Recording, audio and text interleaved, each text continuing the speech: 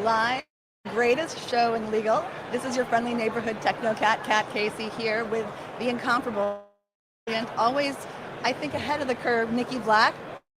Voices live from ILTA. Welcome, welcome. Thank you so much for joining me. I'm looking forward to this discussion, yeah. I know you feel lots of strong ways about this crazy AI moment we're living in. Let's just start at the rundown. Is this going to solve all the problems, fix everything, eliminate access to justice, and change everything everywhere all at once? Maybe, kind of? Sure, no. I think it causes some problems, but I think it eliminates, and there's a lot of ROI and a lot of potential. Love it. The thing that surprises me the most is I've been shouting in the void about AI, you have too, for decades. And the last 3.5 years, it went from like, okay, enough already, quit talking about that, to people are like, give me more AI. That was not on my bingo card. Well, there are a lot of things that weren't on my bingo card at this particular conference, too. So honestly, very much feels like the early 2000s ILTA, like at the beginning of e-discovery, when like everyone was new and building and breaking, and it's kind of that. Yeah, everyone's excited about the potential and about making a difference and an impact rather than just helping customers serve their needs. That's one of the things I love. Like, I know you've been writing a lot about access to justice and kind of bridging that cost gap and that entire area where people, there often isn't less expensive legal service, it's no legal service. Do you think it actually accelerate kind of bridging that access to justice gap? Well, it's a really interesting question, and I'm really conflicted about this one. What I like to say is capitalism always trumps altruism, meaning that when a tech product comes out that is supposedly supposed to solve access to justice, usually there's some ulterior motive, which is to make a lot of money versus, bridge access. That being said, when I said this at a conference, and Jim, oh my God, one of the practice management advisors came up, Jim Calloway, came up to me afterwards and said, I kind of disagree with you. If you think about the firm practitioner that serves lots of clients, if they get their work done more efficiently, they can handle more cases. So I think there are ways that it can, for sure. Well, and we're already seeing a big surge, not just in people getting legal service, but also self-service. Like the pro se market has exploded. So people that wouldn't have been in the $1 trillion of legal service spend are now suddenly in the ecosystem, and it creates opportunity for them to kind of get justice, but also creates the potential for a bottleneck with an already overtaxed judicial system. So it's a real push-pull. Yeah, and I do think that it is, the courts are dealing with all sorts of challenges because of these pro se litigants and because of the sheer volume of documentation that's getting filed with the courts, a lot of which is AI slop. So. Well, and as we all know, AI slop, it's always 5 times longer than human slop. I don't know what it is. Like, it could have been a 2-page brief. Why is it 75? Right, it says the same thing over and over. It does. It's basically like when you have the 10-page report. I've read the first 5 pages. I'm just going to say it 15 different ways. Maybe right. That's me.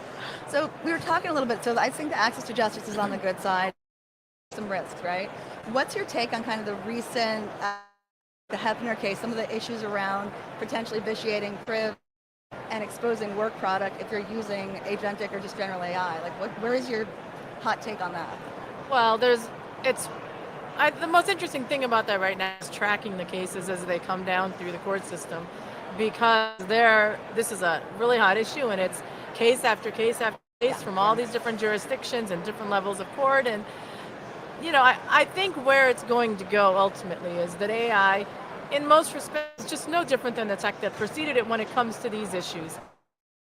To create this whole new category, approaching this is going to be problematic. So I think that at the end of the day, it's a tool, not a person in particular. So when people talk to generative AI, that shouldn't somehow create a work product way privilege so that it has to be disclosed. I mean, I thought the Hefner case was a pretty aggressive interpretation. Yeah. It seemed like a nice try at kind of trying to get your arms around it, but you can't waive priv from using a tool in the toolbox like that. It doesn't make sense to me. I think it's a tool. It's an advanced tool, and it's a tool that is very different than all the ones that preceded it. Very advanced, but it's at the end of the day. I think we almost forget that. Everyone's like trying to create totally new regulations, totally new rules, totally new obligations, totally new workflows. And in some cases you need it. In other cases it's like, why are we creating more complexity at an already kind of transitional time? Well, and some of the courts now are promulgating, even in case a state legislature outside of the court system. I think it was in California. They want to promulgate potentially rules for lawyers, and it's not even, within the court system or any other judicial or legal regulation.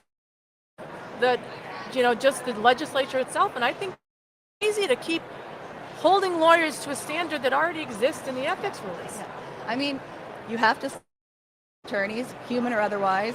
You're the one that's signing it with a bar card, Read not a robot, And that's the thing that blows my mind. Like, even if we think of the hallucinations, that's not bad tech. That's not something novel. That's lazy lawyering, which is a tale as old as time. 100% lazy lawyering. Like, it boggles my mind. 100%. Speaking of lazy lawyering, let's talk about the AI slop in the room. I've seen it on some of the booths around us. I've seen it in the courtroom. Like, is it going to kill the internet, kill the court, and make LinkedIn unbearable? I think it already has made LinkedIn unbearable. I just saw today, somebody said that LinkedIn added that button, report AI slop, and there have been over 1 million reports so far in the short amount of time it's available. So, and I even have heard some AI slop in at this conference. Oh my gosh, yeah. And so I find it unbelievably frustrating the way that it is filtering out across just the internet ecosystem. Oh, it is. And all aspects of content, whether it's, scripts that people are reading, it's the things that they're writing, the comments that they're making on social media. The comments are the worst. I'm like, it's one sentence, like, use your brain. It's interesting. I'm really focused a lot on this idea of like the confidence collapse people are having as the AI gets better and as the tools seem more like experts are outsourcing their judgment and their taste, even in like your own opinion. And I think it's a weird inflection where you have to take ownership of your voice back. It's like the muscles atrophying. Well, it's so funny you say that, because I took a 4-week sabbatical in May. And I hate you a little bit. I mean, I really loathe. I know, right? I'm lucky. It was 7 years overdue, by the way. I was eligible for 7 years before that. But that gave me some space to not really be using AI as much. And what I realized, like, I love writing. That's my zone. Like, I lose time when I write.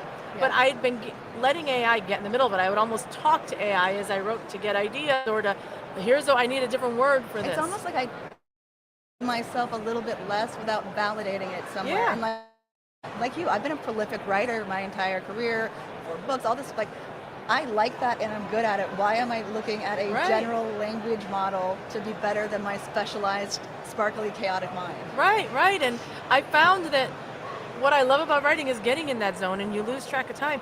I found that as I was writing, all I would do is get irritated and angry. Yes.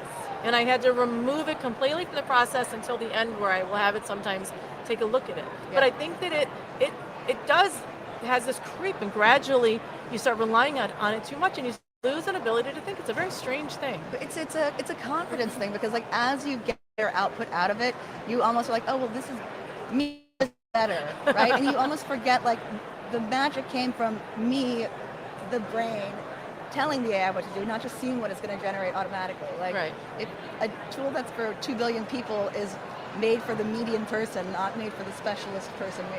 So, but I think it's a training thing too. Like, I think people don't understand the difference between effectively kind of using it as a force multiplier versus outsourcing. That's permeating into, I don't know, everything. Like how you're a new cohort of lawyers to how we're building firms. And that's a question I'm going to answer to. Like, I know you've been thinking a little bit about that too. Like, how do we train the new lawyers how to use their judgment and their brain when counsel won't pay for the tasks they used to cut their teeth on because they know it can be automated? It's a very weird push-pull. Well, I just spoke at my law school 2 weeks ago, because they're rolling out a year-long course that's required on tech. Thank goodness. Right, and so it's a great start, right? I think that the law schools really are going to have to bear the burden, and there are like simulated courtroom environments that are starting to be created to help people learn how to conduct depositions, like DepoSim, for example. I've written about them. They've done that, and they're now working with law schools. They've worked with firms, and there are a lot of other companies that do that as well. But when you're in this training environment, it can help them understand these things you would have learned on the job. But I still think there's going to be this vacuum of entry level lawyers because they're going to be hiring less of them, and less of them are going to get in the firms, and the firms are going to feel a big bite to look to promote people in laterally. They're not going to be there. Well, and the thing is, like, not only will they not pay for those lower end tasks, they also won't pay for undifferentiated output. Like, Harvey's amazing, but if I can get it as the same output as my outside counsel, why would I go to outside counsel to use a software? So you need that like legal talent and skill to get output. So they're like, the short-term benefit of hiring fewer junior associates is going to bite them in the butt in a big way. I think it is, but I also think it's just a problem for the entire profession, because in school you have 4 years of training that they're paid for into the system. The residency. I mean, I think right. 100%.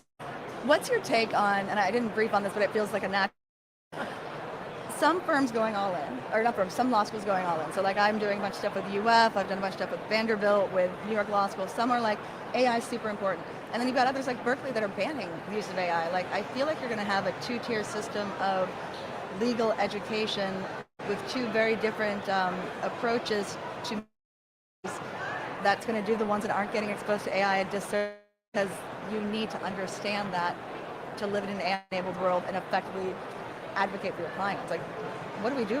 I mean, I don't know. Well, someone at this conference told me a really interesting story, which was that the law students that are just now graduating, when they were in law school, they were forbidden from using AI. Yes.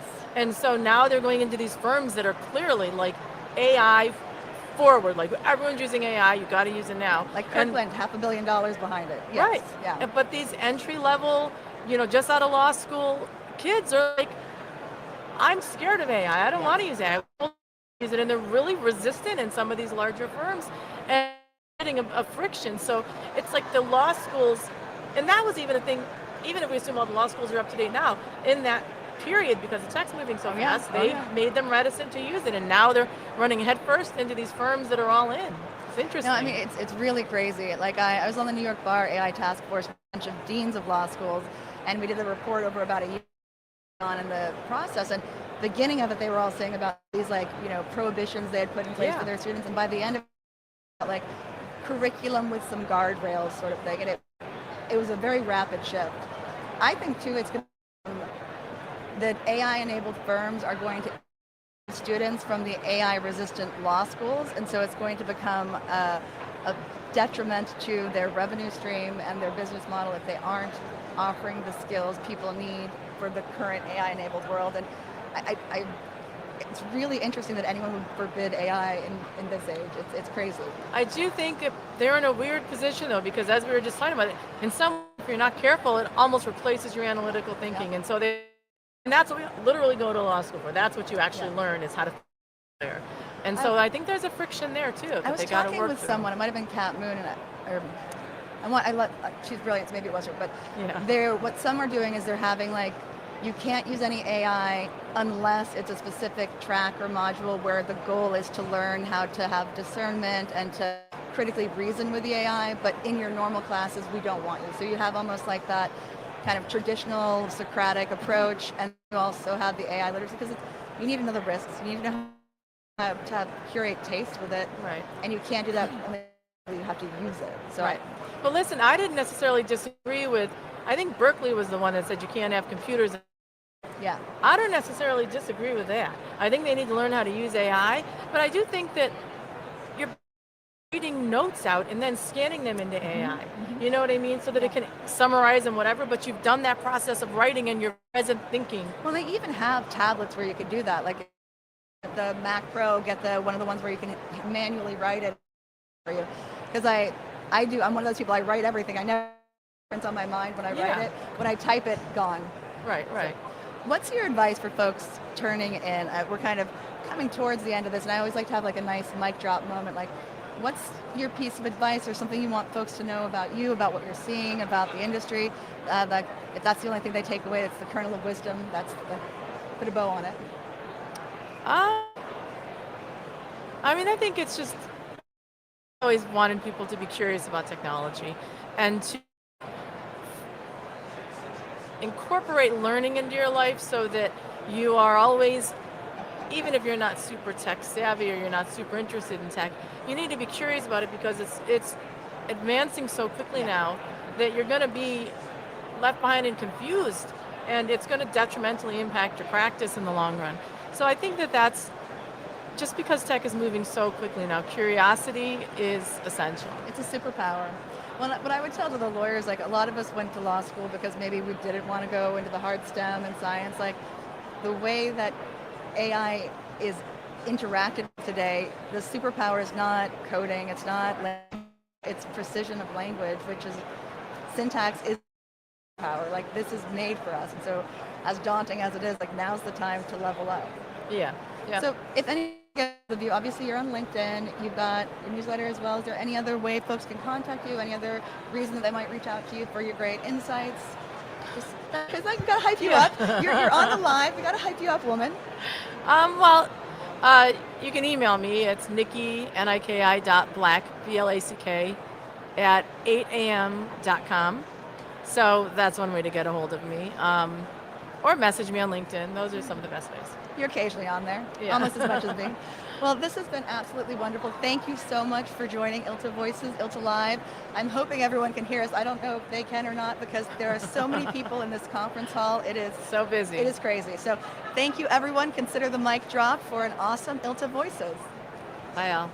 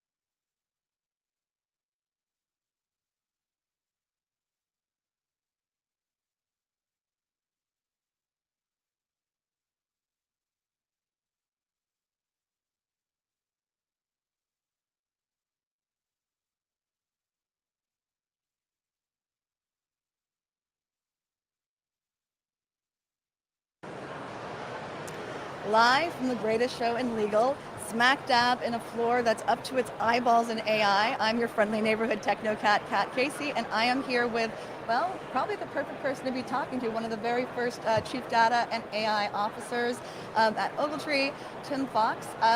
We are in your wheelhouse. Let's get into it. Yeah, I'm really excited to be here. It's been kind of a.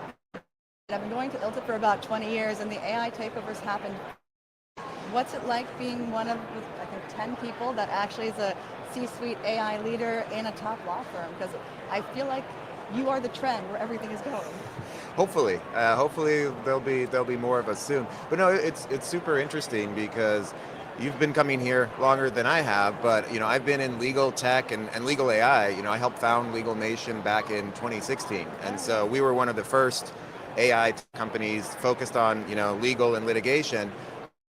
And the stage is so different now. Like Massively. that is out there, the just things on the floor. There's a Lamborghini over there.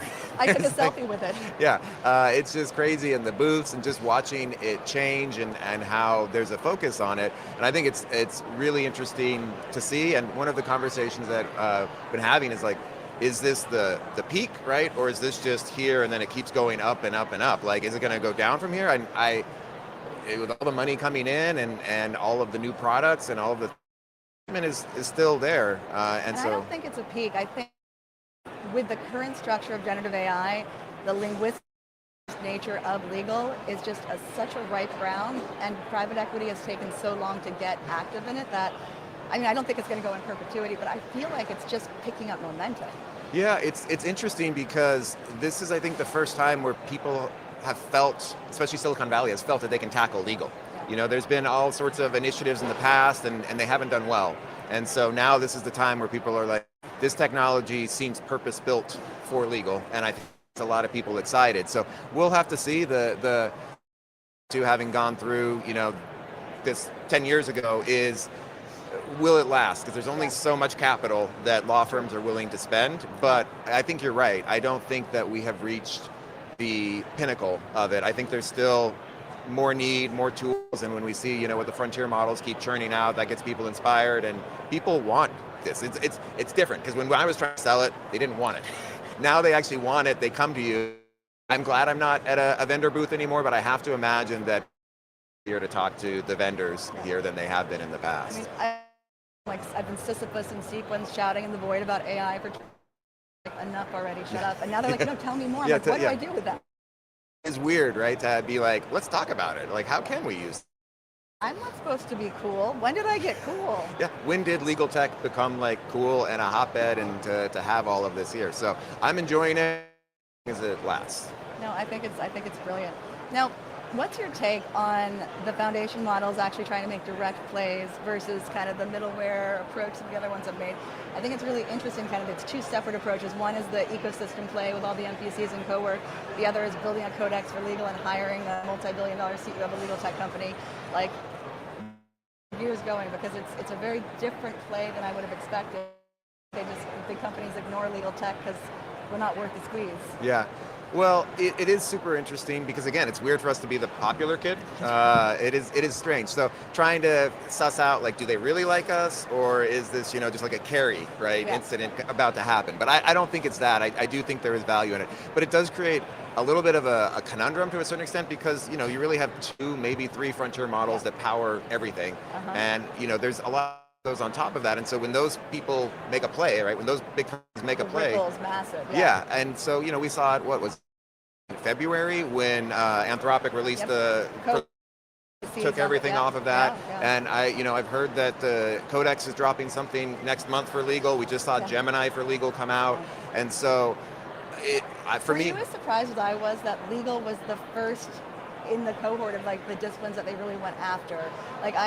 It makes sense because obviously it's very language and rules based, but I was surprised that the first play was legal. That was not on my bingo card. Yeah, and it also comes back to, having, like I said, this before, like people see that, legal is a multi-billion-dollar industry, like when you add all of that up, but what they don't recognize is how much legal is willing to spend on technology. Potato. They're spending more now than they past, which is true, but it still is, and that's part of the partners want to anything they pay out is less profit they Yeah. take. So GDP is dependent on not investing sometimes. exactly, and doing things cheaper, and also legal has been like a stepchild for so long when it comes to 100%. technology. Like legal, we used to joke that it's 10 years behind everything else, the legal tech that we would have. Like you would see things that were written in like VB code, like that was, you're like, we're still running this. Like, yeah, this is cutting edge. And so I think Well, that it was like when baby reinforcement learning was our cutting edge AI. I'm like, that's from like 74. yeah. But in legal's defense, like of AI, and I can say this having built a bunch of, and the tech wasn't very good. Like AI was very hit or miss. It was just starting to get good, and then generative AI blew it all out. Good. It was also that it was at a very high barrier of entry. Like you needed lambda calculus, you needed a certain level of coding, you needed linguistic. You need and to train a statistical lot back. of data. Now the gateway is, can you type without too many typos in natural language and tell something what to do, which lawyers are pretty good I mean, at doing. I did. That's my secret now is I just talk to it. But going back to this theme of should we be worried about the gonna subsume everything? Is that what it's gonna be? I don't really care. And from my position, like I'm like whatever it is great because it only benefits us. True. And it's nice to be in that position to be like, we're gonna pick whatever works well for us, and if it's this product now, that's great, and if it's this product, then we'll go with that one. And so the other thing that's great. I think adaptability is really important because, like, yes, Anthropic's coming in, but also Anthropic got barred as a supply chain provider for government agencies for like 3 months. And if you have a high regulatory cross-section portfolio, do I only want to have one frontier model that I've built off of, and then suddenly my hands are tied? So the need for speed, but also like portable adaptability. If geopolitically, if the universe of innovation, if something else happens, you need to be much more nimble than Lachlan's usually at that. And I think most firms are hedging, right? It's very rare for one firm to go all in on something because exactly to your point, but also it's so fast, There's a lot of fear of not fear of missing out, but like picking the wrong one and having the sunk cost. I built my workflows on one, cool kid's a different one. Yeah.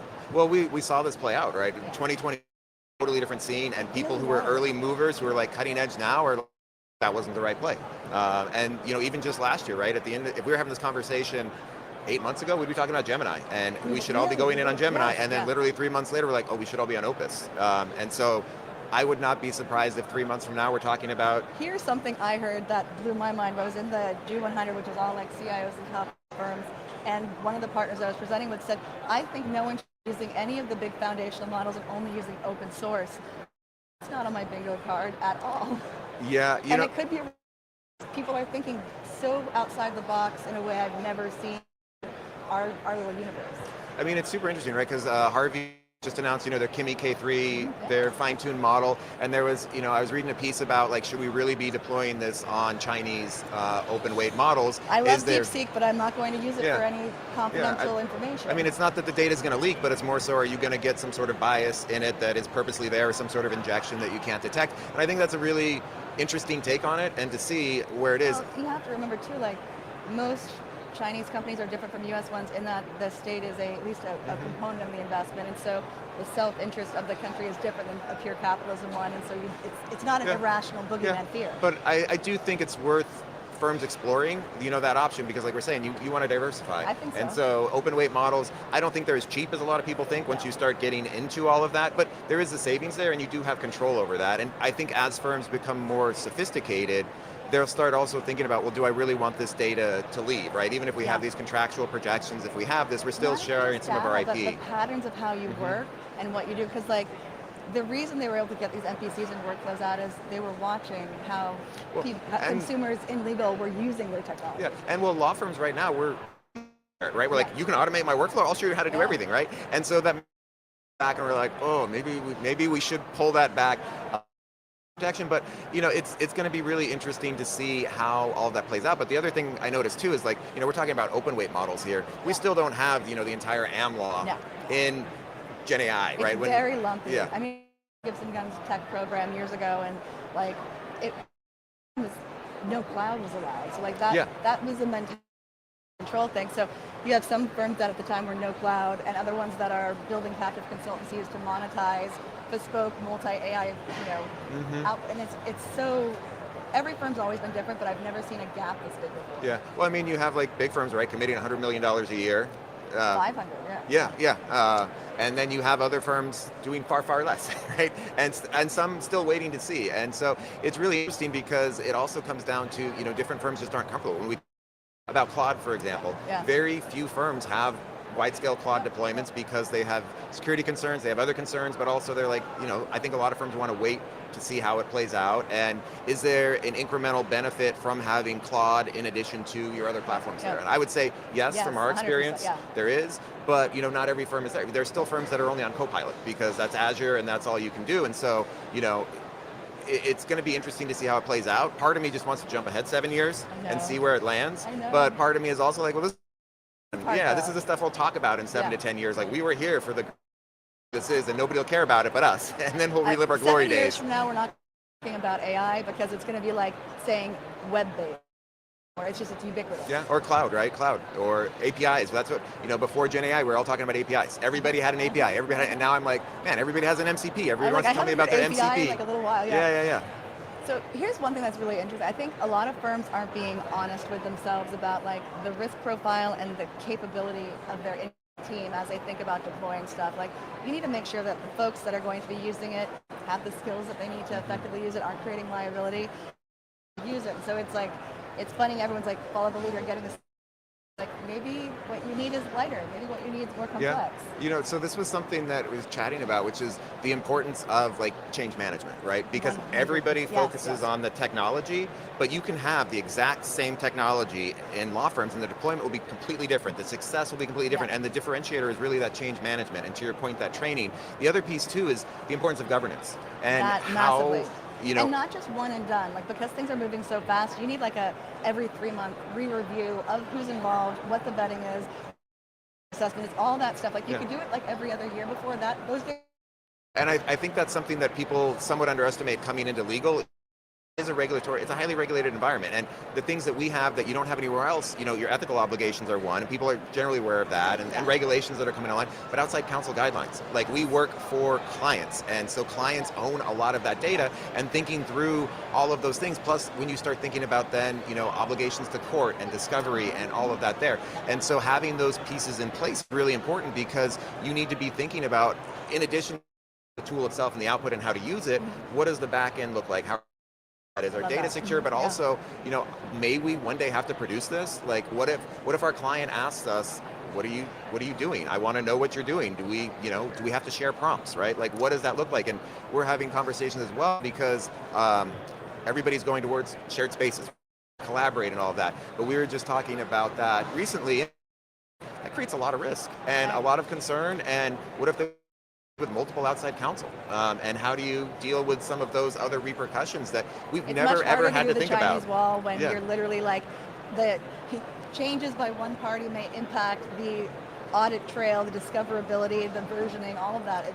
It's an even more sticky wicket than the what do you do with modern attachments debate, which we're still having.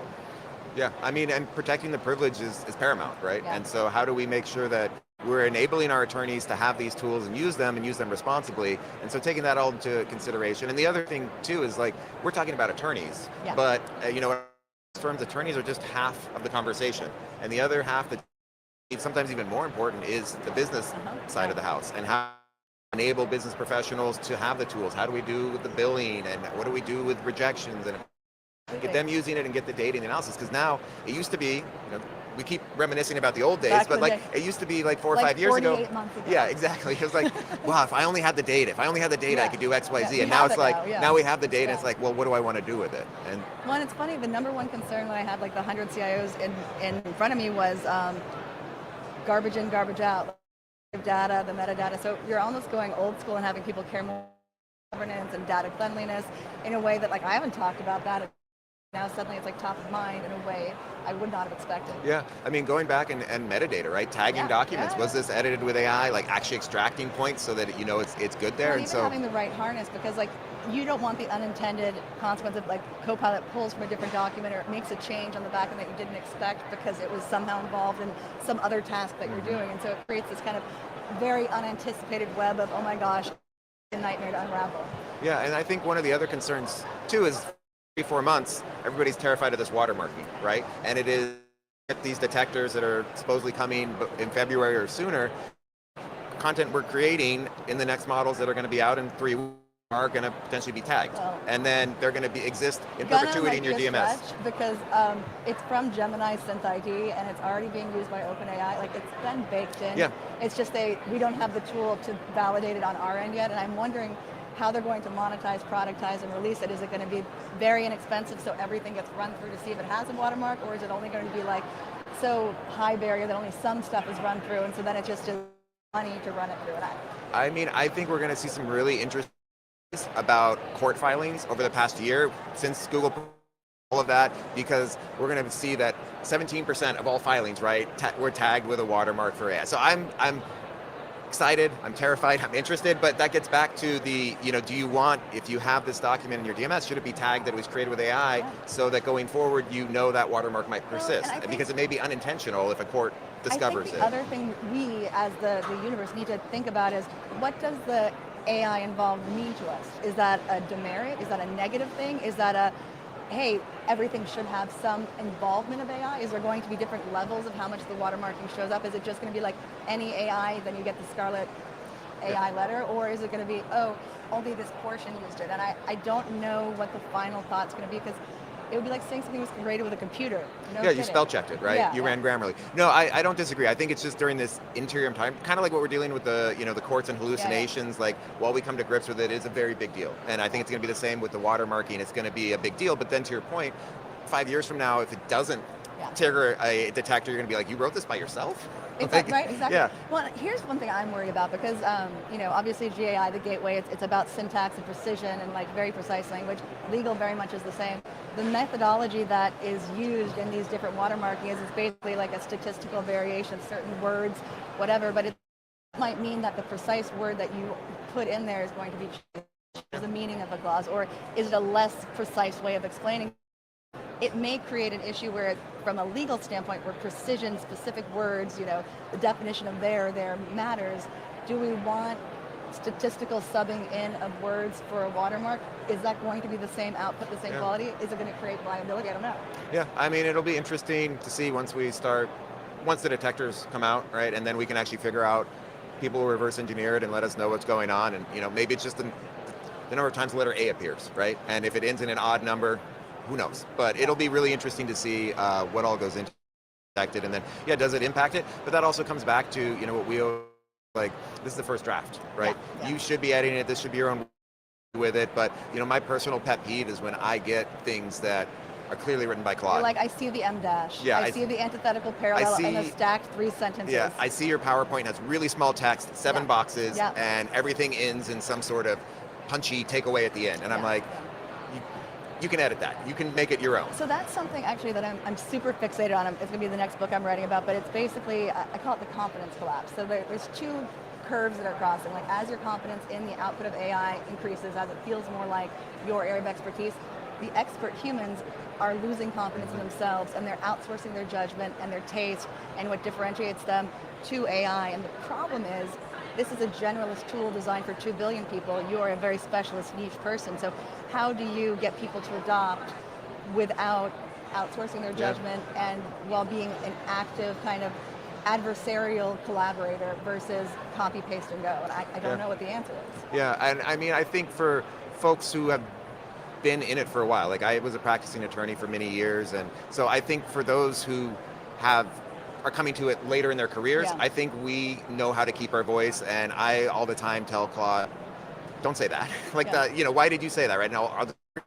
I do think for people coming up, it's going to become the norm. Like, I'm going to be that old man on the porch, like yelling at kids to be like that, but that's how they're going to come up when they're going to use so many M dashes, and they're going to be like triplicates and clauses. I have to say though, I loved a good parallel, but it's not this but that. It's a great linguistic. Can't do it anymore. And every time I see it, like, I write it myself, and I'm like, I was cat GPT. Why did I do that? I love the good M dash. I do. Well, sparingly, every few paragraphs or pages, but now I am basically the Wikipedia article for ADD. So it's either that, a run-on sentence, an ellipses, or a lot of parentheses.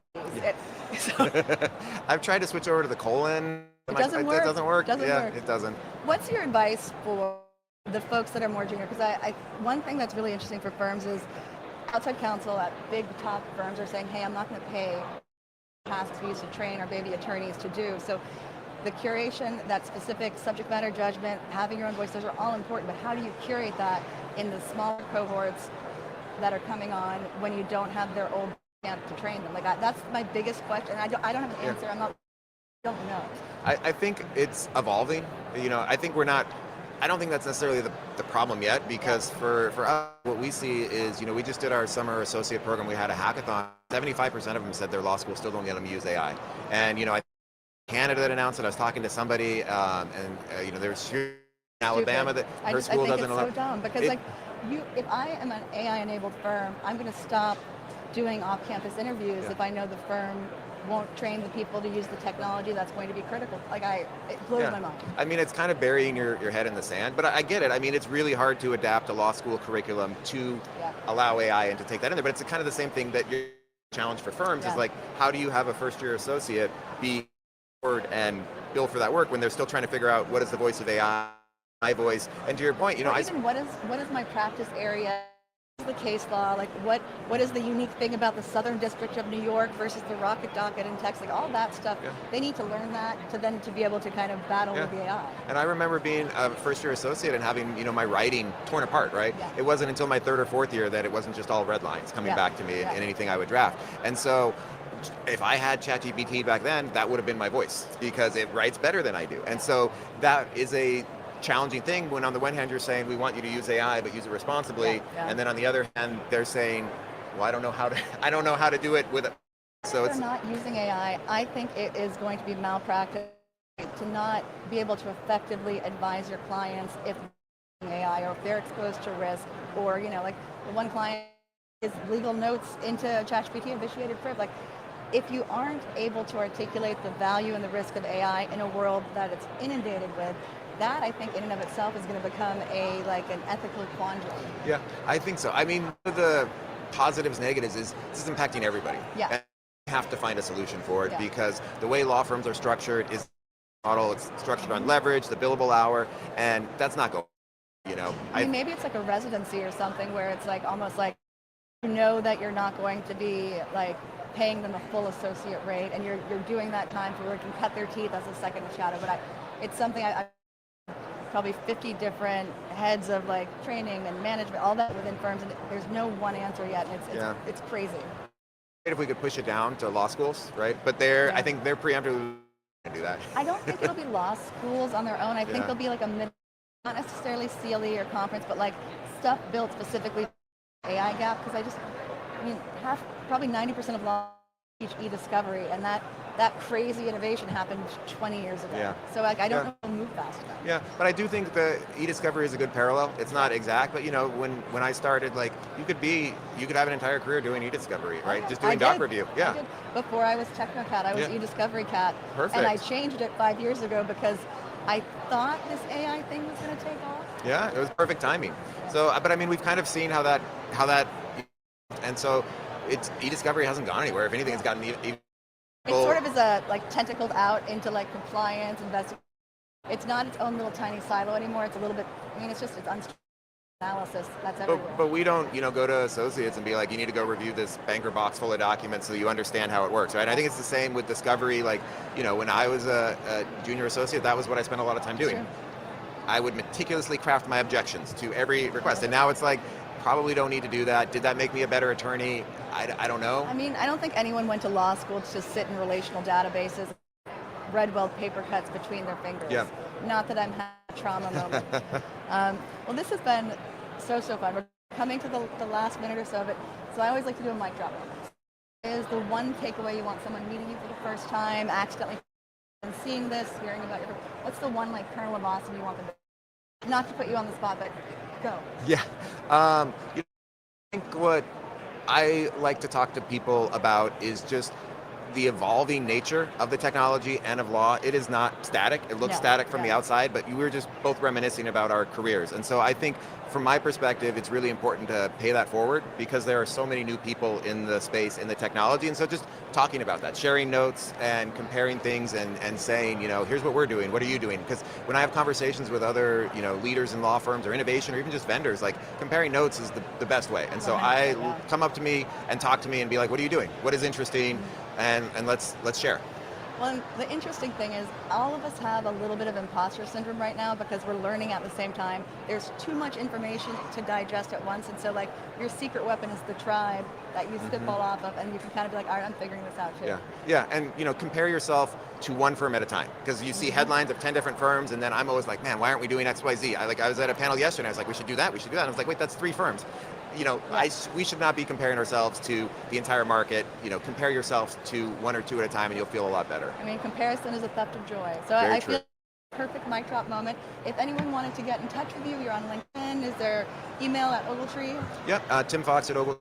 LinkedIn works as well, but yeah, I'm always happy to chat. All right, well, you're officially part of Adopted. Thank you. To everyone here, thank you for joining us from the Chaos AI-powered room on the planet at ILTA. And this was, thank you.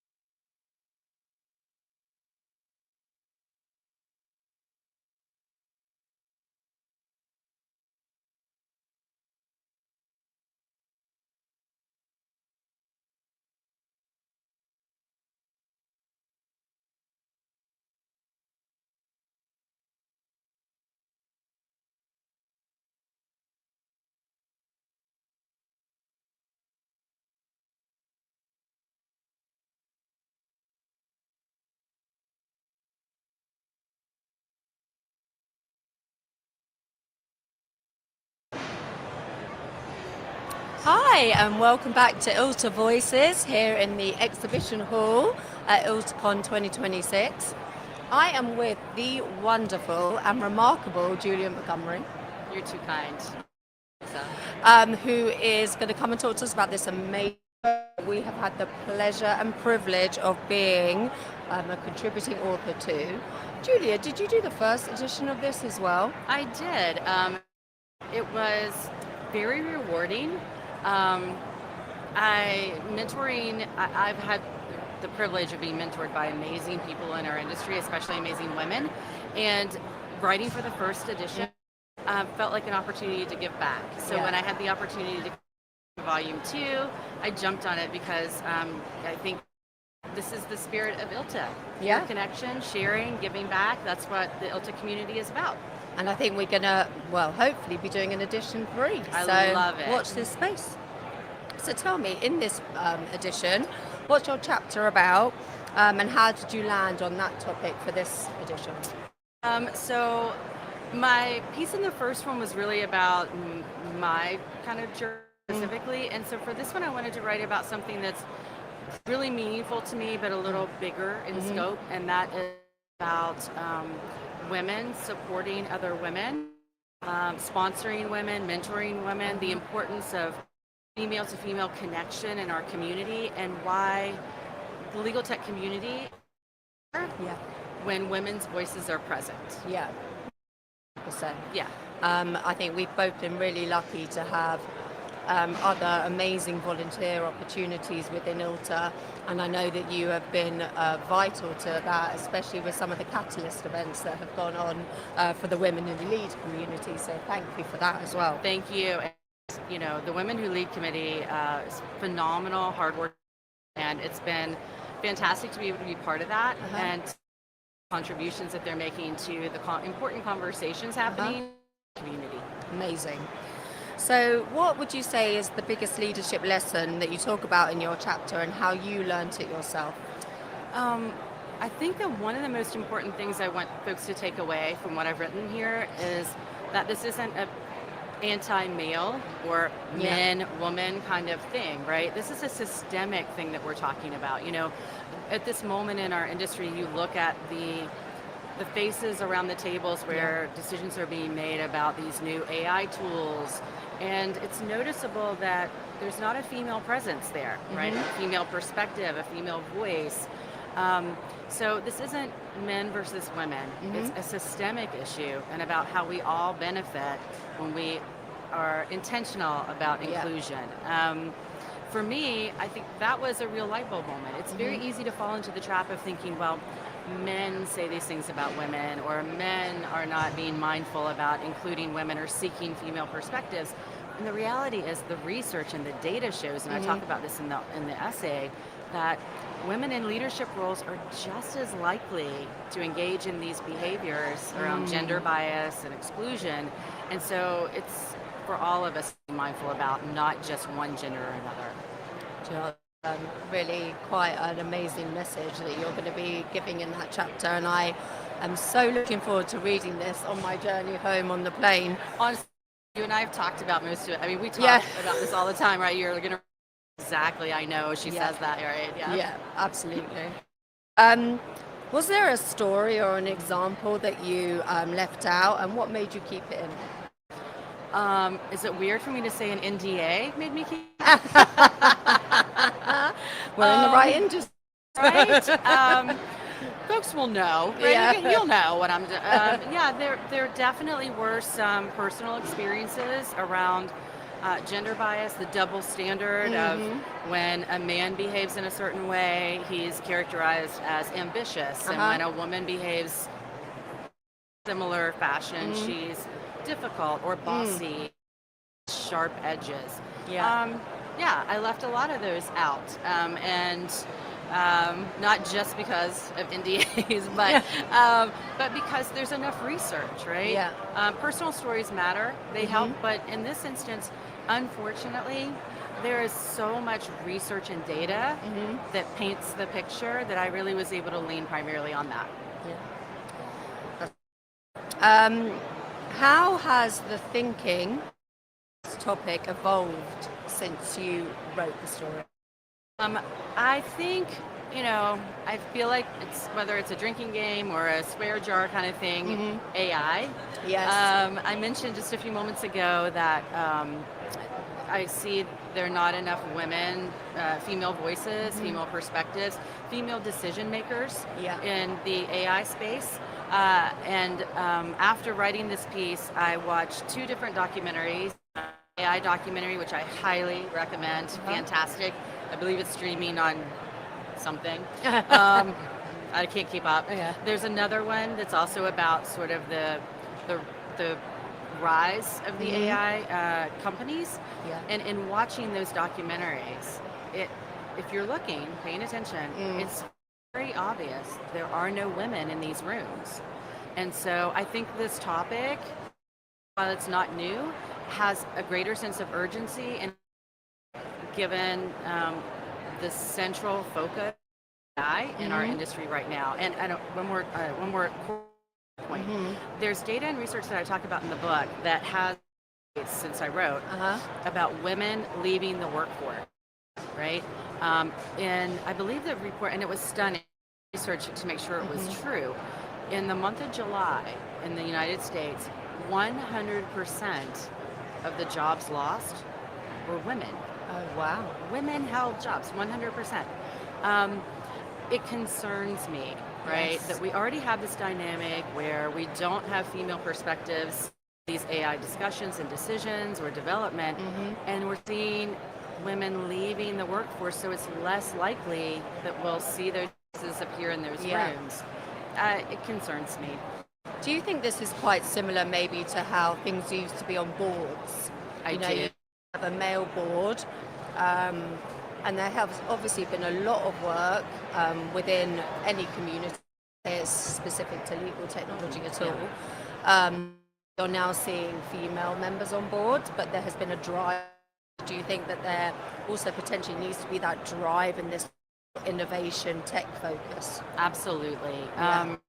I've had the opportunity twice now to pair up with Shannon Nutter to do sessions, and thankful to ILTA for sponsoring and opening the rooms for us to have these conversations. But Shannon and I have partnered up twice now to talk about women and job loss. And Shannon has a book coming out in September called Walking on Broken Glass.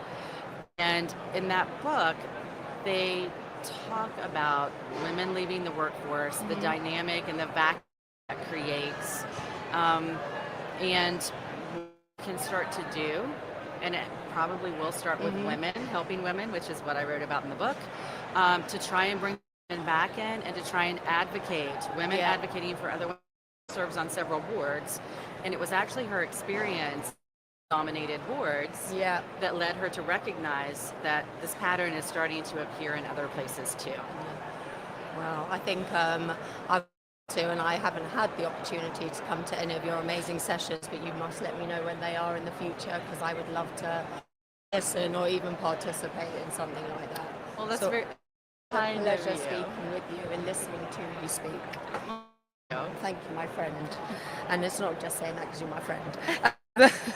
So, if someone picked up your chapter on Monday morning, what's one thing that you think they could try and achieve that week that will be something that could change their leadership journeys or styles? I'll share 2. Yeah. One that is outwardly visible. The second could be outwardly visible if you're feeling particularly bold. If not, then it can just be an internal dialogue. I would say you could do immediately is sponsor a woman. Sponsoring is different than mentoring. I hope everyone's mentoring and others, coming up in our industry. Sponsoring is different. Sponsoring is speaking someone's name in a room of opportunity, right? Advocating for them to chance, to open a door for them, to extend a hand and with you. It's one of the most rewarding parts of my journey leadership is that I've been able to open doors for other women and bring it's the most valuable thing that I've been able to do, is the most rewarding part. The second thing that people could do, and if you're feeling spicy, you could use your outside voice, but if not, outside voice is okay. When we're in rooms and people about women, and we Mhm. sometimes hear this, well, she has sharp elbows, or she's aggressive, or what with that hair, right? The that I think is important to ask, either internal or Mm. would we say that if she was a man? And I would say 99% of the time we wouldn't. Okay. And it's also like, I think that as females, we do have to deal with general criticism rather than about our intelligence and our capabilities. So, look, feedback is important, but it needs to be constructive. Like, it doesn't really matter what I wore or how my hair that day, and if I had enough makeup on. You know what? If I did the right things in the room, that should not matter. And and I Exactly. completely agree that you would never say that about a man. Right. Yeah, I like that. What's a mistake you even see experienced leaders around this exact topic?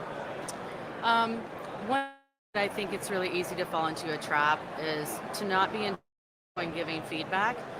There's research that I referenced in the piece. High performing women receiving exponential rates of what's referred to as characterological performance feedback. So things like she's too nice or difficult or what have you. And those are not behavior driven feedback items.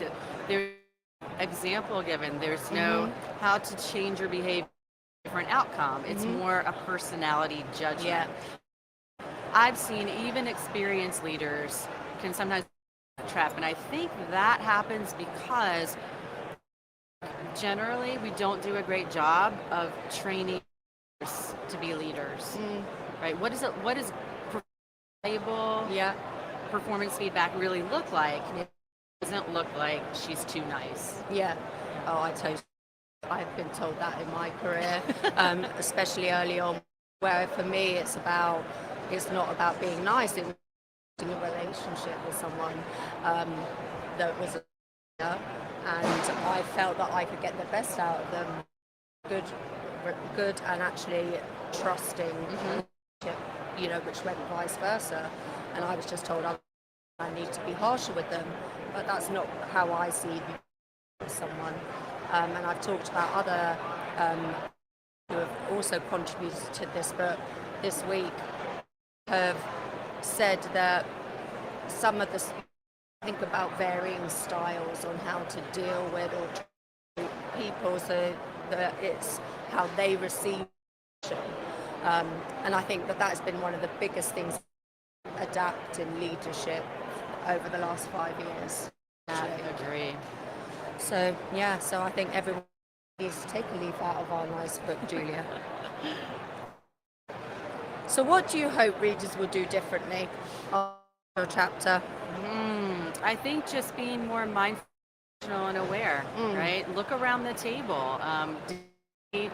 Women being represented, being to women. Change only happens when we need to change, right? It only happens when all of us are locked arms and working toward change. So, I have already seen this type of advice, but it's real and it's important. You're in a meeting and a woman is overtalked. You can be an ally. When the night finishes, you can step in and say, I what Alexa was saying. I want to circle back and make sure, hey, Alexa, I was interested in that point you were making, right? Even simple things like that on a basis can start to turn the tide. Yeah, absolutely. So, if people want to find you after this, what's the best way to do that? My sessions are in week at ILTACON, but LinkedIn. I'm always spouting off on LinkedIn about something, so I would love for folks to engage there. Also have an open door policy for our mentoring. Wants to reach out and connect with a message on LinkedIn. Find me there, and if I can be of any help at all, and answer or just chat, happy to do that. Julie, thank you so much. As always, it's been an absolute pleasure with you. And I look forward to doing this again with you. Thank you. I'll see you for volume 3. 100%. Alexa.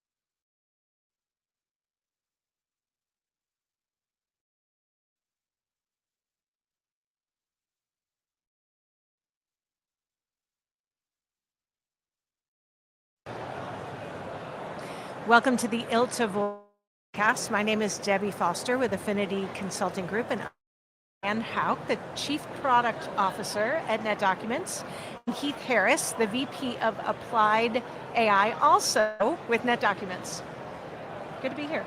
Thanks. To see you. Yeah. Yes. All right, so we're here to talk about the legal context graph. In May, Paul announced the industry's first legal context. Tell me more about it. What should legal professionals know about it, and what value is it bringing? Yeah, the reason that we introduced this legal context, we're trying to solve a problem that we have seen consistent over the last few years as lawyers have started to pick up tools, and many of them run into the same challenge, which is that they're starting to get familiar with using it to ask problems, but many times when they do that, and that first answer or even that second or third answer that they get quite right, and it's because a lot of the information that needs to know in order to answer that question actually of the lawyer or someone else in the firm who has been matter.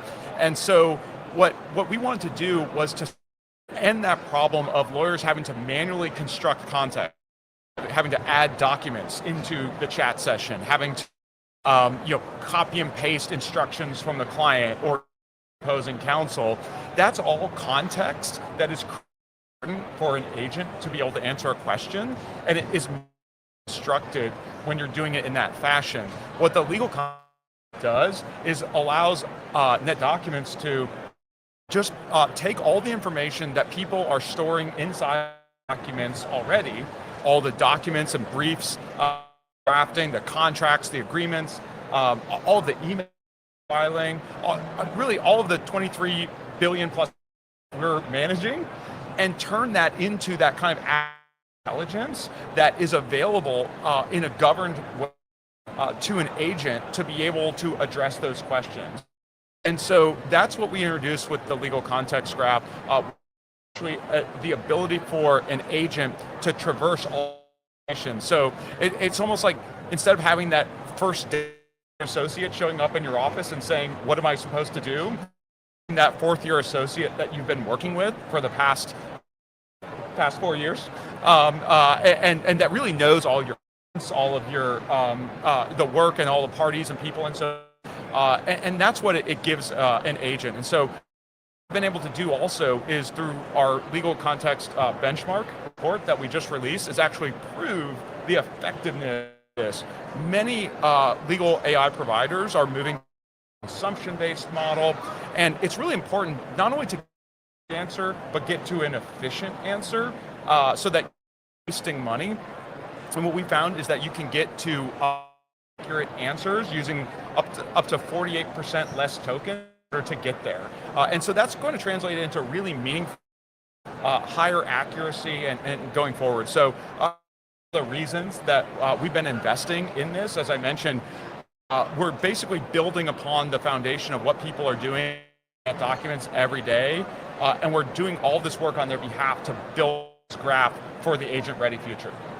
And I'm going to just go off script for 1 second, because I think from as an end user, someone who is not technical at all, kind of a little bit maybe, but certainly not as technical as you guys, actually delivering that context to someone when they click, they are in front of them, not just seeing a list of documents, they are seeing what's going on. Get me up to speed with what's going on, which for just an average lawyer sitting, clicking on NetDocuments and going into a matter, it's here's where I'm going to go to see my documents. Is that fair? Yeah, that's right. We're able to construct a living narrative about what's happening in the matter, and it's constantly updated. So if you are that and you go to the matter page, you can see what's been going on. You know working on it. You know who are the parties and the people who are in a particular matter, and even at the document level, key documents that you need to be looking at right away. And so people responded to this new experience. The feedback that we've gotten here at ILTACON has been. Yeah, absolutely. Okay, Heath, NetDocuments in partners as it relates to general AI tools, people access to the data that is in their general AI tools. Tell us more about that. So yeah, this is exciting. We just had an announcement this morning with Google for Gen as an announcement with Labora as well. Our ND Connect program, we're working with basically our AI partners across the board. Part of that is our model context protocol. So what that really opens up is all the great work that we've done on the legal context graph, granted to, benefited from the partners in the ecosystem. Before this, it was I'm going to bring all of the content I remember to bring to whatever system I might be working in. Space where a lawyer can ask a natural language question of last time I was in this specific type of a transaction, and you have your knowledge as something that it can anchor on. The reason it is so sort of profound in terms of the impact of how much better it is it from I used to have to read everything to get to an answer.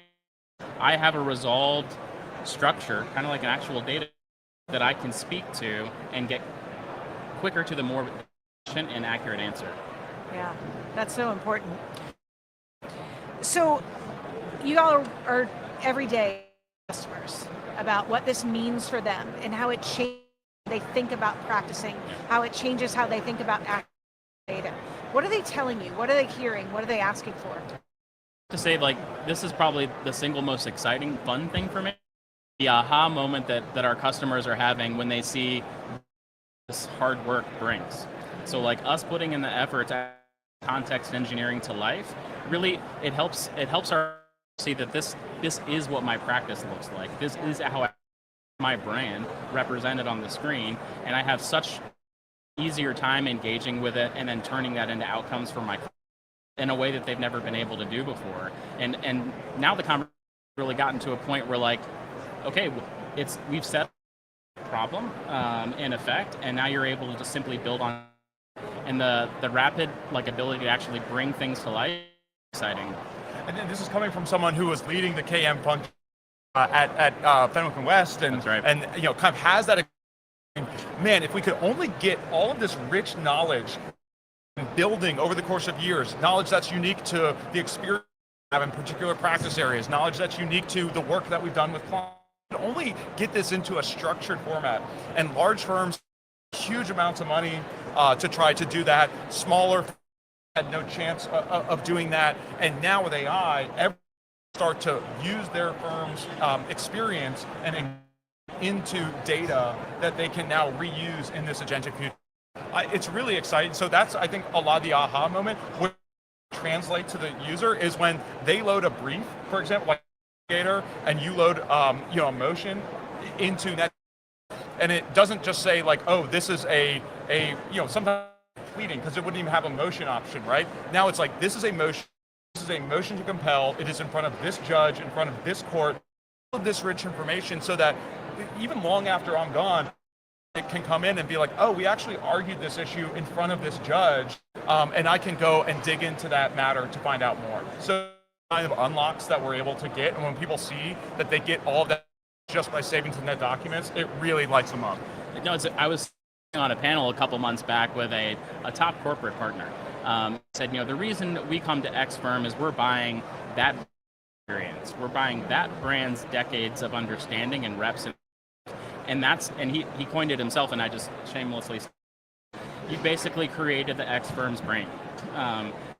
On the brain of the firm in a way that you can transform what used to be hidden pockets of knowledge and create more opportunities to build client relationships, capture more wallet share in a very competitive market from a lateral perspective. So I think it's really rewarding to see how it's impacting the actual business, a perspective of how they generate revenue. And you're putting everyone's hands, not just the most experienced lawyer or the person been there the longest. It's no longer a requirement that you have that one client from 21 years ago where we did that one thing. Yeah, that's right. That's right. And also, a lot of times people leave, and they sometimes take that knowledge and experience with them that was developed inside the firm. Doesn't want to lose that. They want to be able to continue to take advantage of it. And things like the legal context graph allow them to do that. So I don't know how we count days at ILTA, because I'm Saturday. So Sunday was the opening. So I don't know So I don't know if we're on day 3 or day 4 of ILTA, but we're on days of ILTA. Yes. We've been we've walked tons of steps. We've talked to lots of people. Most excited about that you've heard? And the second part of my question is, everything you just described is you're not done. Right. Y'all aren't going taking a few weeks off and like resting for not done. So what are you most excited about? I'm excited about the maturity that I see in everybody here at ILTA, of their understanding of what this technology can be, and in terms of like the actual market forces of how law is practiced, how law is sort of converging all in one place. I've been in this for 15 years. We've all been talking about the death of the billable hour for as long as anyone. I've never seen so many things happening in sort of like for this to be just the beginning. Yeah. And I would say you're exactly right. We are not slowing down at all. In fact, if it's just picking up, coming out of ILTACON, we've been out with a lot of ideas from talking with our customers, but even as we go, we had just released some new capabilities. So you hit on that new that we've developed. Customers are really excited about it. Haven't really looked at net documents before, who are saying like, we doing is incredible, we want to see it. So we've been meeting with them. Part of that, we've been able to show some of the things that we've just recently delivered. Review, which used to be something you might have to go to different solutions. If you're a firm that wants to have everything inside of one platform, you can now complex due diligence and analysis documents without your documents ever leaving, and likewise, use legal authorities, so that now every document that comes in, the classification and data extraction, we're also pulling out case law, identifying all the different places that different cases are cited, so that out that legal graph that allows us to understand really what the matter looks like now by adding the case law that it references as well. So there's many other things that we're going to be delivering later this year. Definitely would encourage folks to come to our Inspire conference we'll have in Orlando in October. It's a great place to get more information done. Yeah, and netdocuments.com, right? Yeah. Lots of great here. Guys, thank you for joining me. This was a great conversation. Thanks, Debbie. Thank you. Thanks, Steve. Thank you.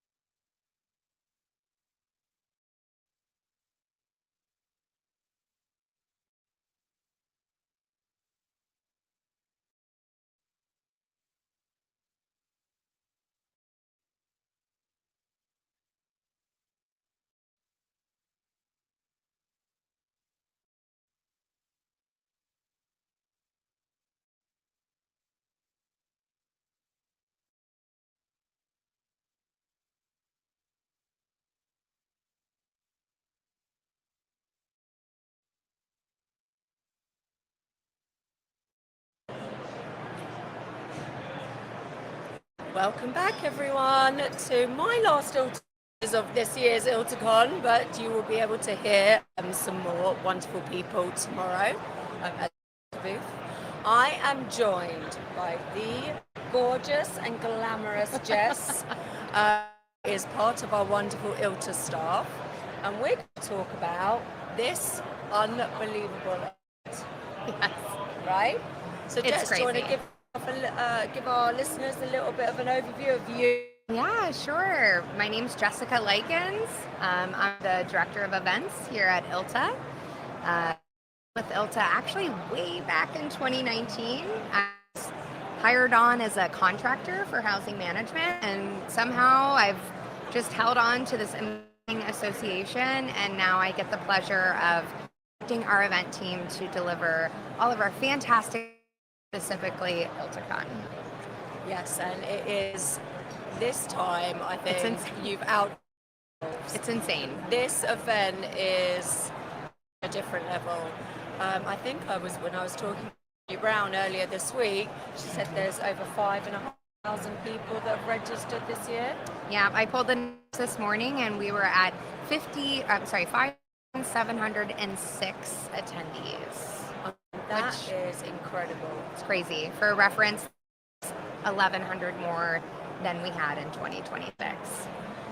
Wow. Crazy. I think we're going to run as we can hold these soon, Jess, right? Well, I mean, to be honest, we are actually utilizing 500 rooms this year for ILTACON than we did in 2025, which is a 20% jump in things. So it's been a little insane. It's a great growth, but our team's been very hard finding accommodations, finding space within the hotel. Definitely challenging, but standing here, looking all coming together, it's been just amazingly fulfilling.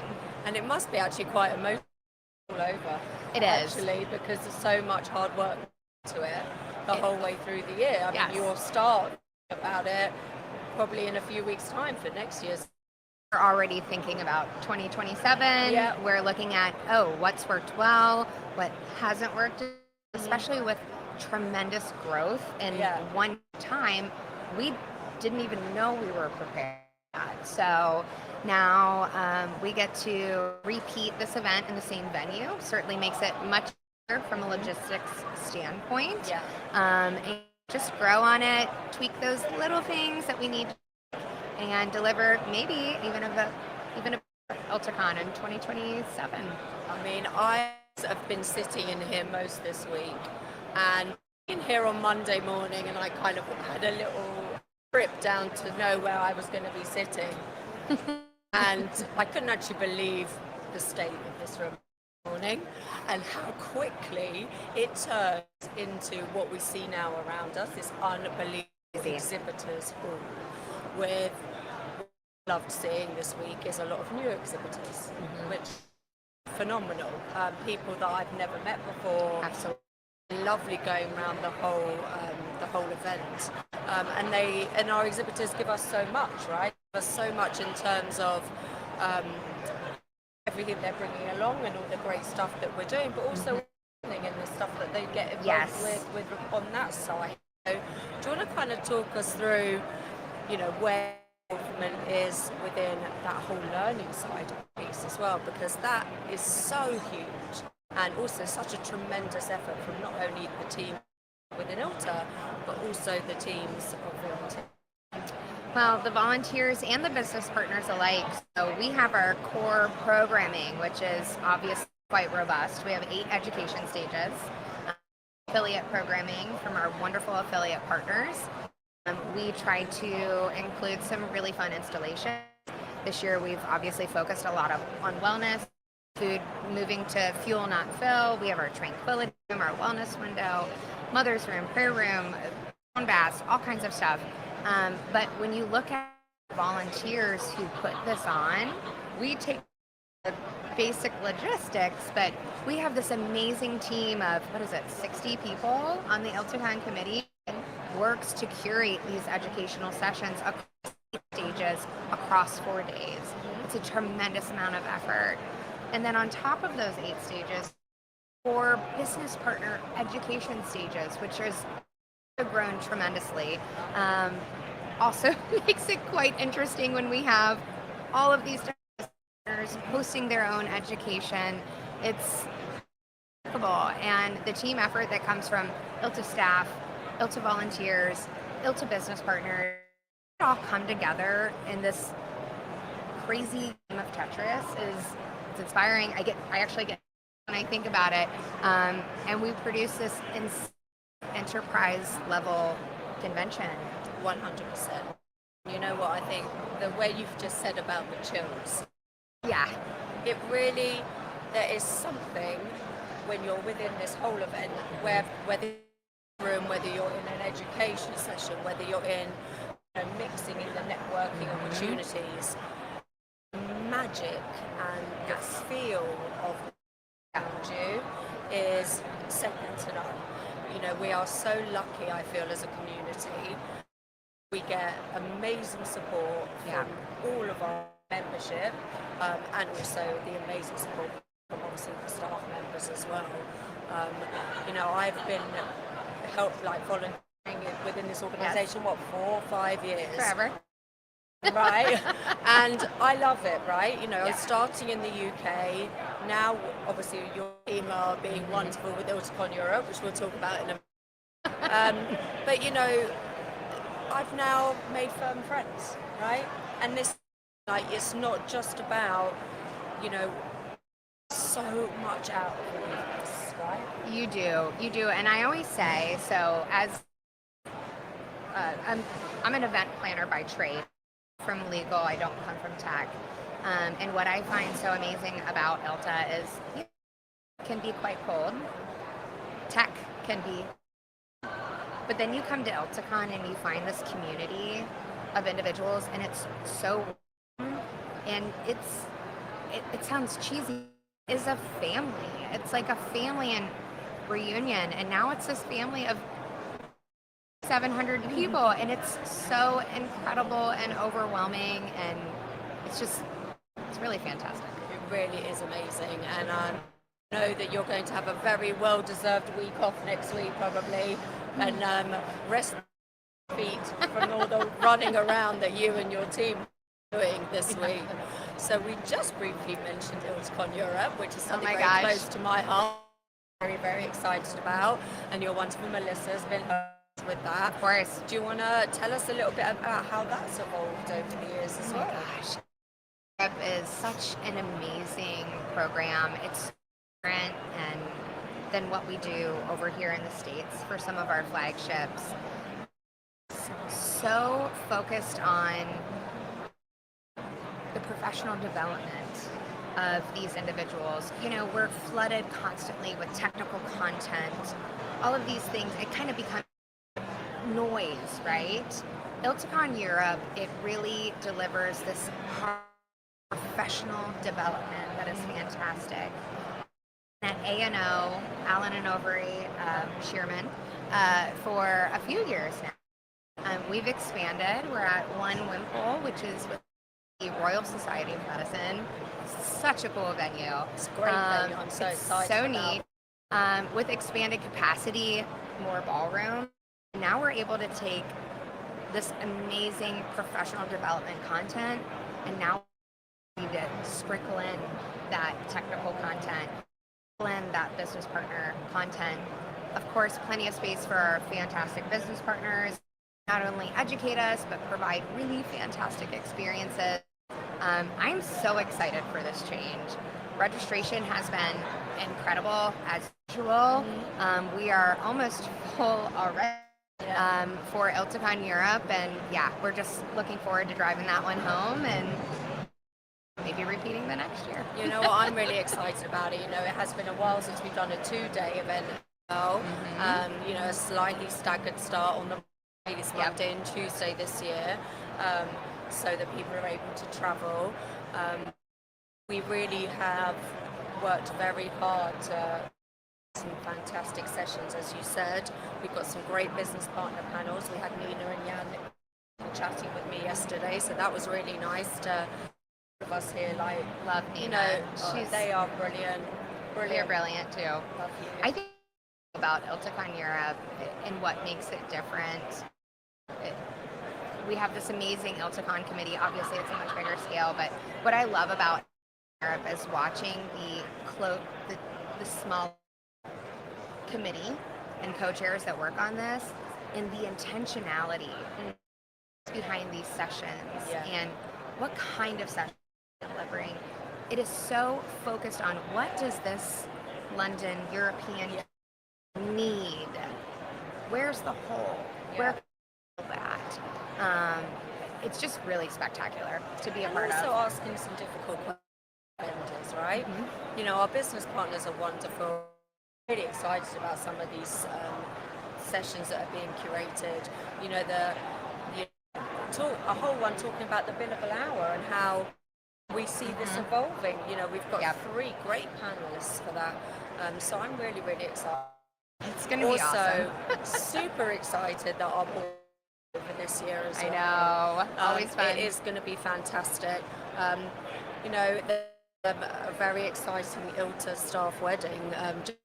So we won't get all of you there, which is, you know, a little sad on our side, but super exciting for that. But yes, we are really, really looking forward to this year. 100%. It's going to be wonderful. It really, really is. We're very lucky. So what's next, Jess? What's next after your downtime? It's not about what's next, it's what's not next. Well, you know, ILTA is in this period of tremendous, not just in the size of ILTACON, but in the size of our program.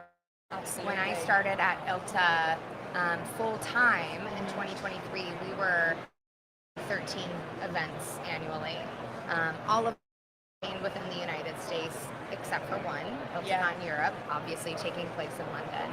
Are now executing 50 plus events across Europe, South America, LATAM, the United States.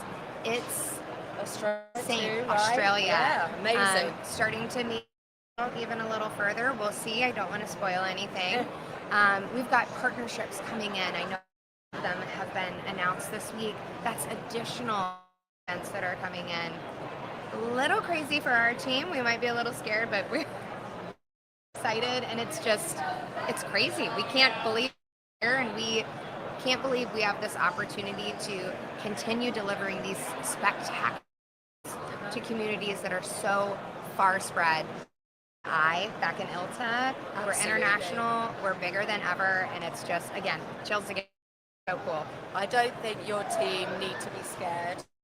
Your team are a great team. Thank you. Who are very hardworking. Thank you. So I know I'll be excited about seeing what's on that Yes. through the year, 100%. Yep. So this is a really exciting time. Really exciting time. So tomorrow is our last day here. I know. I got really emotional last year. I remember when and I think I'm going to feel the same. Although I get to stay in Nashville for the weekend, so I'm quite excited about that. So what our day tomorrow? Oh my gosh, tomorrow is so jam-packed. You know, most conferences, they just kind of wind down. Tomorrow, way back up. So we have our G100, G200 recap in the morning for our keynote. Just fantastic. And we turn our ballroom into a big lunch hall for our annual group luncheon, where we members for a business meeting, and then we actually bring in our our business partners and our press to join and hear more news about what's going on in ILTA. We have our business partner education, our wonderful stages running all day, and then we turn everything, and we have our fantastic closing reception, Delta A Ballroom, where this fantastic band called the Karate Girls, very high energy. We're going to have live band, and we're going to close it out with a bang. You know what? I'm really hoping my voice holds out for that live band karaoke. I was a little bit worried. It's going already. I'm not on my panel tomorrow, so I've got to make sure I'm okay for that. Lemon water today. And I've got my throat lozenges in my bag, so I've been doing those all day. Yes. Absolutely. Jess, It's been an honor and a You're pleasure, Absolutely. friend, to have you here to talk to us. Thank you. I wish you the best last 24 plus hours of this amazing Yes, event. absolutely. And I look forward to getting on stage with you tomorrow. Yes. Thank you, Alexa. Thank you.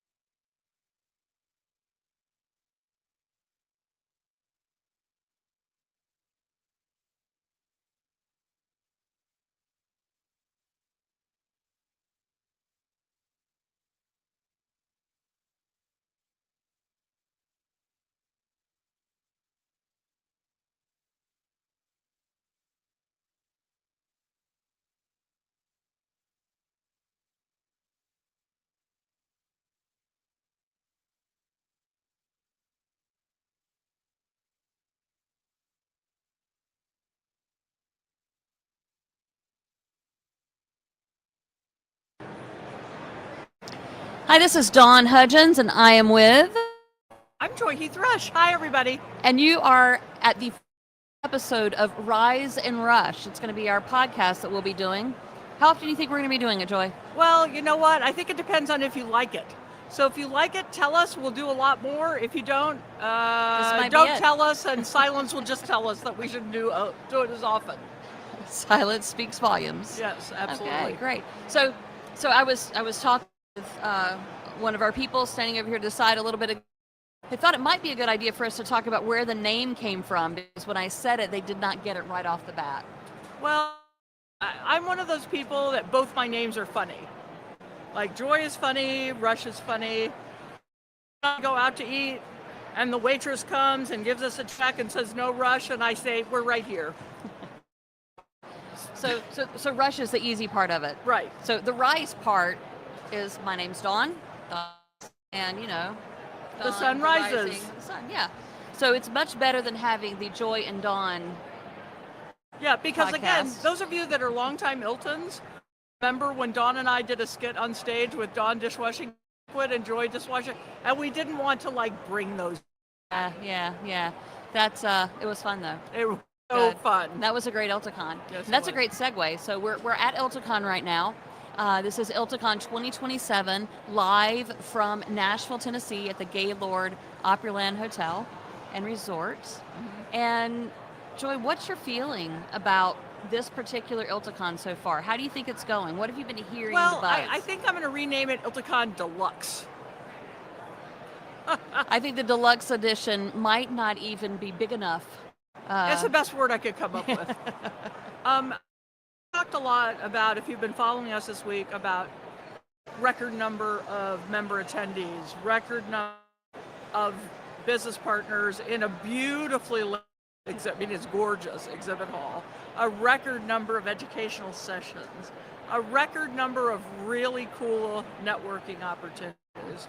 So it's deluxe in every way, but the great having so many people is what that does for the conversation. Absolutely. And it's great to see people huddled all throughout, everywhere you walk. There's two over here, a few in a chair, and you can tell they're intensely in conversation. And even though there is a really great gelato stand here, and they might be talking about that, I think they're mostly talking about legal tech. Well, they could be talking about the robot that I can literally see from the booth right here mixing drinks at the booth in front of us. That's a thing, just like Rosie the robot. Yeah, I might go over there afterwards. Need something refreshing. Absolutely. It's a little warm in here under these lights, Yes, isn't it is. Yeah. All right. So I noticed on my walk over here, this particular location, there's all kinds of areas where people can congregate, have conversations. I did run into one gentleman who was actually asleep snoring in a chair, and I'm thinking he's had a great ILTACON and we have completely worn him out. Absolutely. There's a reason why we say, when you're getting ready for ILTACON, comfortable shoes, bring layers, all that. But, one of the themes we've heard is choose your own adventure. So if any of you have ever read those books where you get to page 26, it says, if you want to happen, ILTACON isn't your own adventure. You can go to a session. You can walk through the exhibit hall. You can meet suppliers and potential future suppliers. You can schedule a coffee with someone who made an interesting point during a session that you wanted to follow up on. And there's no right or wrong way to experience it.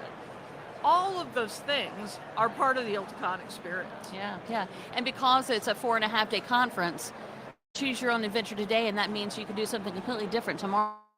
And you and the day probably after. will. And you probably will. That's true. Yeah, absolutely. So we've had that we're doing this, and so we've had. Is it? Thank you. I did have to put a sticky note on my mirror to remind me what day it was, since I've been outside since last Tuesday. But we had a great keynote speaker on Monday.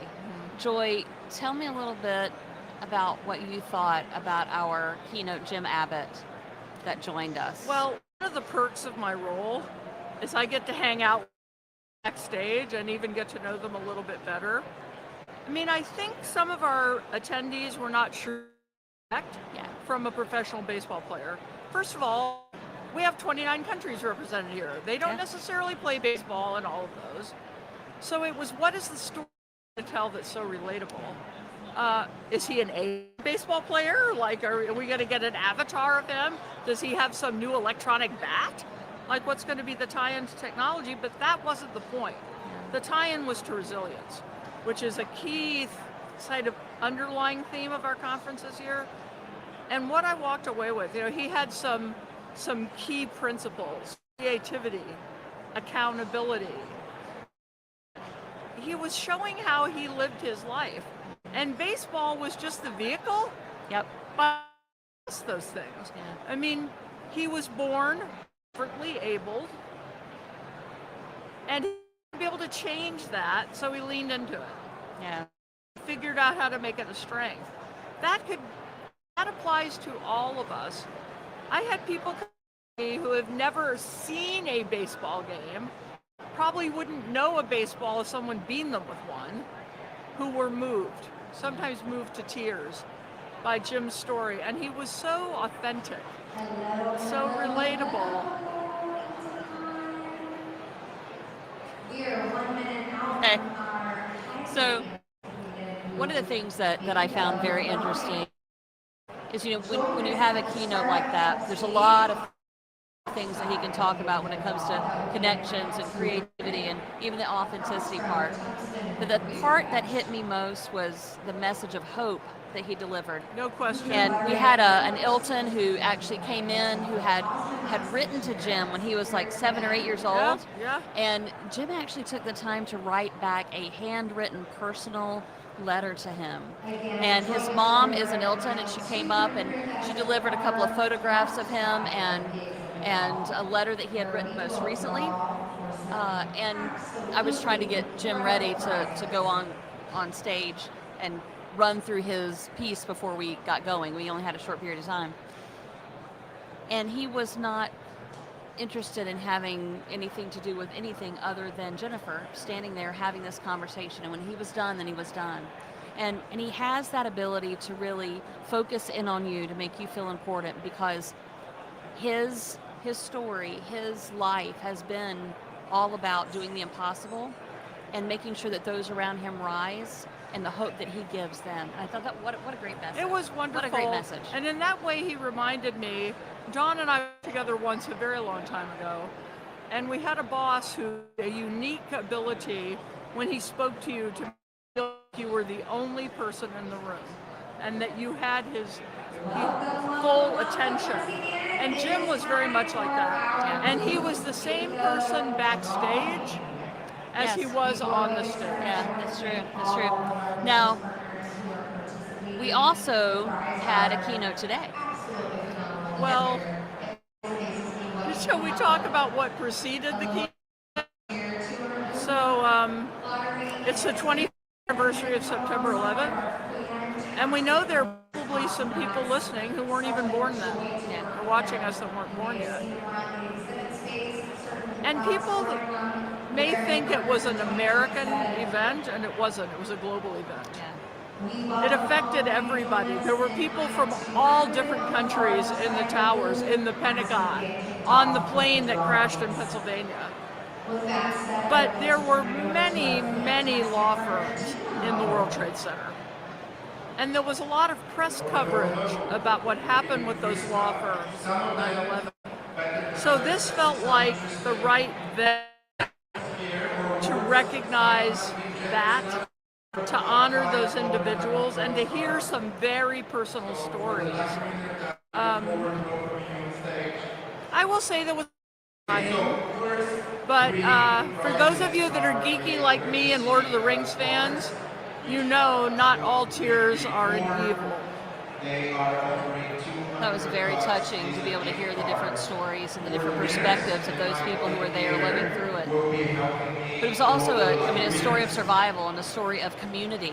Yes, absolutely. And I think there's a couple of things that came out of that. Not only the community of the people who together on the street to be able to get to safety, and they were bringing out of it in order to maintain safety, but also with law firms offering up their offices so that your Absolutely. firm could have a place to continue doing business afterward. I'm not sure if you're going to see that in a lot of industries where another company who does what you do gives you access to their office indefinitely while you get back. It's not a Yeah, normal I mean, thing. one story that I was one of the people who was fortunate enough to share my story, and one that I don't think I shared this was in the days when we used real telephones.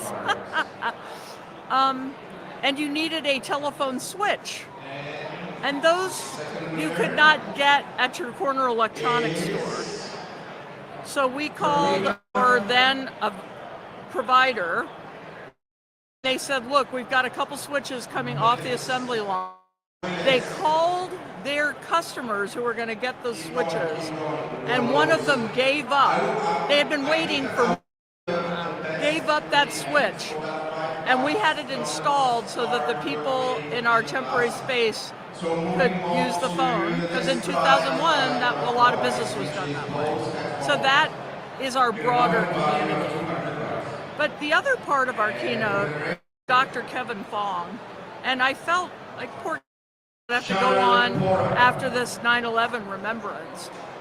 And he actually told us he changed his talk after reflecting on it. Because one of the things Kevin does is work in mass casualty situations. And he was talking about the people that are doing acts of heroism day after day after day after day. And some lessons we to our workplace. Like one of the ones he had was he is a physician and about 18 other degrees. Yes. And he does everything. But when he's in the air ambulance, the boss is the pilot. He's not the boss. Because the pilot is the expert. When on the ground at the mass casualty, it's the paramedic doing the triage. And he's okay having these people tell him what to do, because in their field, in their part of the rescue, they are the experts. And that is such an important leadership lesson. Trust is a huge factor of that. We see that in our industry too, right? I enjoyed that. I also liked how he broke down when we have these crisis situations, the processes that you really need to kind of go through to make sure that you cover the bases, knowing all along that you don't know what the exact perfect answer is, but you have to move forward anyway. And you have to move forward with confidence, knowing that you're probably not going to get it 100% correct. And that's kind of hard in our industry. Oh, especially in the practice of law where the standards are so high. No, I often say that when you work inside a law department, law firm, you're working for people who haven't failed a lot. Yeah. You know, they're summa cum, alpha, magna, multi-degreed, high achievers, and they have high standards. That's, I think, one of the challenges of innovation, but we'll talk about that at another Rise and Rush. We'll talk about that another Rise and Rush, Yeah, absolutely. But the fact that you can have a process to help manage through a crisis, and then you have mindset, Dawn, as you said, that Kevin was talking about situations where inaction isn't an option. So we all like to have perfect information, perfect insight. In those situations, you cannot sit at a mass casualty site and wait 2 days while you get better information. You have to act. And that's a lesson. Yeah. Indifference is not an option. It's not an option. Exactly right. Absolutely. Yeah. So let's talk about something else. Let's talk about the G100 and the G200 sessions that you've been sitting in the last 2 days and the wrap-up that will happen tomorrow. So for those listening and be like, what are the G100? What are the G200? The G100 are the largest 100 law firms in the world by revenue. The 200 is the second, like 101 to 200. So why we separate those groups in the programming is they have similar problems, but very different context. Like the 100 are all global. And they generally have deeper pockets. The 200 might be global. They certainly are multiple office, but they're often more constrained with the same problems. So the conversations, even about the same topic, can be very different. And one of the areas we focused on in the G100 is what I call what's next after what's next. I stole that from Jim McKenna. Hi, Jim. Look, we have a pretty good sense of what's on the horizon from a tech perspective, but what is it that's horizon? So we had speakers talking to us about what's coming, 6, 12, 18 months. Well, there was once upon a time when it's like nothing's going to change that quickly. Right. Well, Here we are. Yeah. Yeah. I event recently where someone says our timeline has changed from countless hours to countless seconds. So then in the 200, they had a specific theme. It was new money, new models. Okay. And it was talking about the engagement of private equity in legal, in all the different ways, and in different jurisdictions where ownership of law firms is not restricted to lawyers. So we talked about private equity investment in legal tech. We talked about private equity investment in private law firms outside the US. We talked about the potential of how private equity could invest or provide capital support for law firms in the US. And this was a conversation that was enlightening and frankly a little scary. And it's something that every business leader in the legal is thinking about. And in tomorrow's keynote where we recap that, we're calling it a G100, G200 wrap-up, extending the conversation. So the panel who attended these events will be exploring some key themes, but then they're going to be talking about the conversations that are arising because of what was learned in those sessions, which I think will be a great approach. Some of you have heard me say this before, Dawn's heard it as ad nauseum, but I'll say it again. You know you've been to a successful event like ILTACON when 3 things happen. You came with a question, you got it answered. You came and got questions to take home you didn't know you needed, and you found someone to help you. And a lot of what we're going to focus on tomorrow is that second, which I think is very valuable. We also introduced a soft launch of a new event this year for Chief Innovation Officers. That happened today. Tell me more, yes. Yes. I ran into a few of those who just came out of their session earlier today. And they were smiling, right? They were quite excited, yes. So Chief Innovation Officer is a title that at ILTACON 3 years ago, I think we had 1. Wow. We had 45 in the room and more that could make it. Yep. They stayed all day. We did a workshop on innovation and profitability. We had a conversation about the new roles that are coming up in legal because of the innovation function and what kind of talent you need for those roles and how you find that talent, how you build that talent. And then we ended with a fireside chat with Robert Mahari, who's the all of 2 weeks in new head of Claude for Legal at Anthropic. Nice.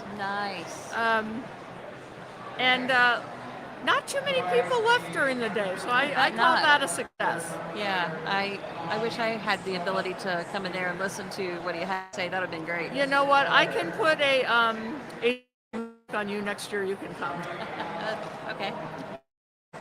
That sounds good. I don't know what that looks like. I don't know what that looks like either. I'll figure it out by then.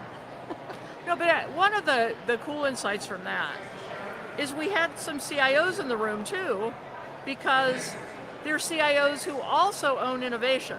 Right. So the organizational models are all over the board. Sometimes innovation and IT are together. Sometimes innovation and knowledge are together. Sometimes innovation and data are together. Sometimes data's with IT. The market is not settled. And I think having that variety of roles and voices created perspectives that were really valuable. Yeah, that's great. All right, now tomorrow's Thursday. It's the last. It is, I think. I'm pretty sure. And you and I have a session along with Adam Wheeler. Yes, we do. And during this entire conference at ILTACON, we've had an underlying theme of wellness, of mindfulness, of resilience, really trying to take care of people at conference as the whole person, making sure that you're fed to where your mind works a little bit better, that your body works a little bit better. Providing you with protein cocktails so that we can up your elements of protein throughout the day because everybody needs more protein. We've had electrolyte shots. We had an oxygen bar. Room, oxygen bar. There was an IV drip in one of the demo rooms here as well. All kinds of things to take care of the total you, to make sure. What was sound bath? The sound bath was another one. All kinds of things to take care of the total you. And Joy and I got to talking early in the summer. We thought it was a good thing to collaborate on a new book. So we have a new book coming out this fall. It is on resilience, but it is totally directed toward the legal industry. When we were doing research, we found that there's a lot of data on lawyers regarding wellness and their firm life. And thank heavens. That's exactly right. Was needed. That is needed. Absolutely important. But what we did find out that there wasn't a lot of data for those people who support lawyers. Yeah. As well. And so right now we have a day that's going around. Make sure you check out our website. If you're here at ILTACON, it's in your education rooms coming up on the screens. Take about 10 minutes and take that survey. Let us know where you are and how you stand and how you see some of these things. And we'll include those points in our book. And in that way, we'll have a full view of the picture. And that's something that we're going to continue looking at and working on. And you'll probably see more of those points in this podcast as we go forward. Joy, what are your thoughts on our session for tomorrow? What are you looking most? Oh, well, I'm always happy to be talking with you. Oh, we're doing that now. Okay. We are. Continuing to do that. Having worked with lawyers for 40 years of my career, I absolutely love it. I would never work in any other industry. The high standards, the pace, the level of achievement, I love that. But it can deplete you.